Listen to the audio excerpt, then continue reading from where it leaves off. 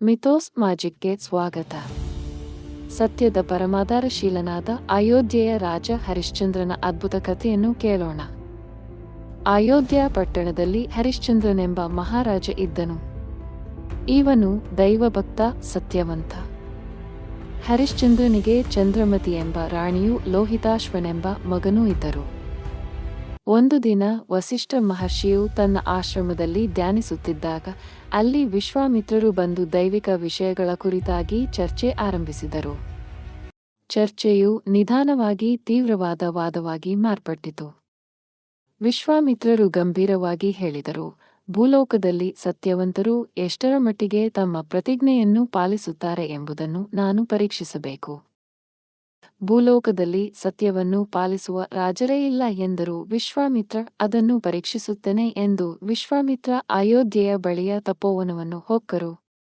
ಅಲ್ಲಿ ಮಾತಂಗಿಯರೆಂಬ ಚಂಡಾಲಕನಿಯರನ್ನು ಸೃಷ್ಟಿಸಿ ಕಾಡಿಗೆ ಬಂದ ಹರಿಶ್ಚಂದ್ರನ ಮುಂದೆ ಅವರು ನರ್ತಿಸುವಂತೆ ಮಾಡಿದ.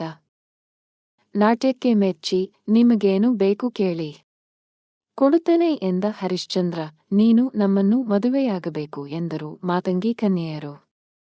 ಏಕ ಪತ್ನಿವ್ರತಸ್ಥನಾದ ಹರಿಶ್ಚಂದ್ರ ಅದಕ್ಕೊಪ್ಪಲಿಲ್ಲ. ಆಗ ಅಲ್ಲಿಗೆ ಬಂದ ವಿಶ್ವಾಮಿತ್ರ, ನೀನು ಮಾತಿಗೆ ತಪ್ಪುವ ಹಾಗಿಲ್ಲ. ಆ ಕನ್ಯೆಯರನ್ನು ಮದುವೆಯಾಗದಿದ್ದರೆ ಒಂಟೆಯ ಮೇಲೆ ನಿಂತು ನಾಣ್ಯವೊಂದನ್ನು ಎಸೆದರೆ ಅದು ಎಷ್ಟು ದೂರ ಹೋಗುವುದೋ ಅಷ್ಟು ಹಣವನ್ನು ಕೊಡಬೇಕು. ಕೊಡುತ್ತೀಯ ಎಂದು ಕೇಳಿದ. ಸತ್ಯವಂತ ಹರಿಶ್ಚಂದ್ರ ಅದಕ್ಕೆ ಒಪ್ಪಿದ. ತನ್ನ ರಾಜ್ಯವನ್ನೆಲ್ಲ ವಿಶ್ವಾಮಿತ್ರನಿಗೆ ದಾನ ಮಾಡಿದ. ಆದರೂ ಹಣ ಸಾಲಲಿಲ್ಲ. 48 ದಿನಗಳಲ್ಲಿ ಅದನ್ನು ಸಂಪಾದಿಸಿ ಕೊಡುತ್ತೇನೆ ಎಂದು ಪತ್ನಿ ಪುತ್ರರೊಡನೆ ಕಾಶಿಗೆ ಹೊರಟ. ಹರಿಶ್ಚಂದ್ರನಿಂದ ಹಣ ವಸೂಲಿ ಮಾಡಿಕೊಂಡು ಬರಲು ನಕ್ಷತ್ರಿಕನೆಂಬುವವನನ್ನು ಅವನ ಜೊತೆಗೆ ವಿಶ್ವಾಮಿತ್ರ ಕಳುಹಿಸಿದರು. ರಾಜವಂಶದಲ್ಲಿ ಹುಟ್ಟಿದ ಹರಿಶ್ಚಂದ್ರ, ಚಂದ್ರಮತಿ ದಾರಿಯಲ್ಲಿ ಪಡಬಾರದ ಕಷ್ಟಗಳನ್ನು ಅನುಭವಿಸಿದರು. ಆದರೆ ಅವರು ತುಟಿಯೆರಡು ಮಾಡಲಿಲ್ಲ. ಕಾಶಿ ಪಟ್ಟಣ ತಲುಪಿದೊಡನೆ ಹರಿಶ್ಚಂದ್ರ, ನನ್ನ ಹೆಂಡತಿ ಮಕ್ಕಳನ್ನು ಯಾರಾದರೂ ಖರೀದಿಸಿ ಹಣ ಕೊಡಿ ಎಂದು ಪೇಟೆಯಲ್ಲಿ ನಿಂತು ಕೂಗಿದ.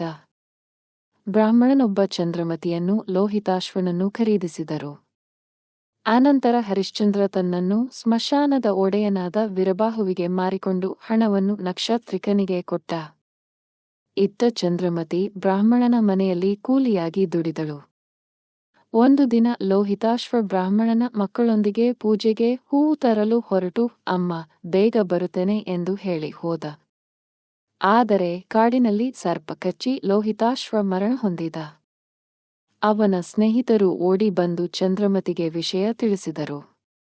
ಆ ತಾಯಿ ಅಳುತ್ತಾ ಸತ್ತ ಮಗನನ್ನು ಎತ್ತಿಕೊಂಡು ಸ್ಮಶಾನಕ್ಕೆ ಹೋದಳು. ಅಲ್ಲಿ ಹರಿಶ್ಚಂದ್ರ ಕಾವಲುಗಾರನಾಗಿದ್ದ. ಅವನಿಗೆ ಚಂದ್ರಮತಿಯ ಗುರುತು ಸಿಗಲಿಲ್ಲ. ಮಗುವಿನ ಅಂತ್ಯಕ್ರಿಯೆ ಮಾಡಬೇಕಾದರೆ ಹಣ ಕೊಡಬೇಕು ಎಂದ ಹರಿಶ್ಚಂದ್ರ. ನಾನು ಇನ್ನೊಬ್ಬರ ಮನೆಯಲ್ಲಿ ಕೂಲಿ ಮಾಡುವವಳು, ನನ್ನ ಹತ್ತಿರ ಹಣವೆಲ್ಲಿದೆಯಪ್ಪ? ದಯಮಾಡಿ ಮಗುವಿನ ಅಂತ್ಯಕ್ರಿಯೆ ಮಾಡಲು ಬಿಡು ಎಂದು ಬೇಡಿಕೊಂಡಳು ಚಂದ್ರಮತಿ. ಹರಿಶ್ಚಂದ್ರ ಒಪ್ಪಲಿಲ್ಲ. ಆಗ ಚಂದ್ರಮತಿ, ಲೋಹಿತಾಶ್ವ ಚಕ್ರವರ್ತಿ ಹರಿಶ್ಚಂದ್ರನ ಮಗನಾಗಿ ಹುಟ್ಟಿ ನಿನಗೆ ಈ ಗತಿ ಬಂದಿತಲ್ಲ ಎಂದು ಅಳತೊಡಗಿದಳು. ಆಗ ಹರಿಶ್ಚಂದ್ರನಿಗೆ ಹೆಂಡತಿಯ ಮತ್ತು ಮಗನ ಗುರುತು ಸಿಕ್ಕಿತು.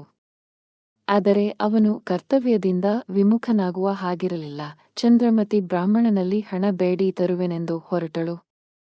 ದಾರಿಯಲ್ಲಿ ಕಾಶಿರಾಜನ ಮಗು ಸತ್ತಂತೆ ಬಿದ್ದಿತ್ತು. ಚಂದ್ರಮತಿ ಅದಕ್ಕೆ ಉಪಚಾರ ಮಾಡುತ್ತಿದ್ದಾಗ ರಾಜದೂತರು ಬಂದು, ನೀನು ರಾಜನ ಮಗನನ್ನು ಕೊಲೆ ಮಾಡಿದ್ದಿ ಎಂದು ರಾಜನಲ್ಲಿಗೆ ಕರೆದೊಯ್ದರು. ಇವಳ ತಲೆ ಕತ್ತರಿಸಿ ಹಾಕಿ ಎಂದು ರಾಜ ಆಜ್ಞಾಪಿಸಿದ. ರಾಜದೂತರು ಅವಳನ್ನು ಸ್ಮಶಾನಕ್ಕೆ ಕರೆತಂದು ಹರಿಶ್ಚಂದ್ರನಿಗೆ ಅವಳ ತಲೆ ಕಡಿಯುವಂತೆ ಹೇಳಿದರು. ಜನ್ಮ ಜನ್ಮಾಂತರಗಳಲ್ಲೂ ಹರಿಶ್ಚಂದ್ರನೇ ಪತಿ ಆಗಲಿ ಎಂದು ಚಂದ್ರಮತಿ ತಲೆಬಾಗಿದಳು. ಇನ್ನೇನು ಹರಿಶ್ಚಂದ್ರ ಕೊಡಲಿಯಿಂದ ಅವಳ ಕತ್ತಿಗೆ ಹೊಡೆಯಬೇಕು. ಆಗ ವಿಶ್ವಾಮಿತ್ರ ಅವನ ಕೈ ಹಿಡಿದು ತಡೆದು, ನಿಲ್ಲು ನಿಲ್ಲು ಹರಿಶ್ಚಂದ್ರ ಎಂದು ಕೂಗಿದ. ಆಗ ಕಾಶಿರಾಜನ ಕುವರ ಮೇಲೆದ್ದ. ಅಮ್ಮ, ಎಲ್ಲಿರುವೆ ಎನ್ನುತ್ತಾ ಲೋಹಿತಾಶ್ವನು ಮೇಲೆದ್ದ. ಚಂದ್ರಮತಿ ಮಗನನ್ನು ಅಪ್ಪಿಕೊಂಡಳು. ಆಗ ಸ್ವರ್ಗದಿಂದ ದೇವೇಂದ್ರ, ನಾರದ, ವಸಿಷ್ಠರು ಭೂಮಿಗಿಳಿದು ಬಂದರು. ಹರಿಶ್ಚಂದ್ರ ಎಲ್ಲರಿಗೂ ನಮಿಸಿದ. ದೇವೇಂದ್ರ, ನಿನ್ನ ಪಂದ್ಯವೇನಾಯ್ತು ವಿಶ್ವಾಮಿತ್ರ ಎಂದು ಕೇಳಿದ. ವಿಶ್ವಾಮಿತ್ರ, ನಾನು ಸೋತೆ ದೇವೇಂದ್ರ. ಹರಿಶ್ಚಂದ್ರನಿಗೆ ಅವನ ರಾಜ್ಯವನ್ನು ಮಾತ್ರವಲ್ಲದೆ ನನ್ನ ತಪಸ್ಸಿನ ಫಲವನ್ನೂ ಕೊಡ್ತೇನೆ ಎಂದ. ಮುಂದೆ ಹರಿಶ್ಚಂದ್ರನು ಪತ್ನಿ ಪುತ್ರರ ಸಮೇತನಾಗಿ ಅಯೋಧ್ಯ ನಗರಕ್ಕೆ ತೆರಳಿ ಬಹುಕಾಲ ಸುಖದಿಂದ ರಾಜ್ಯಭಾರ ಮಾಡಿದ.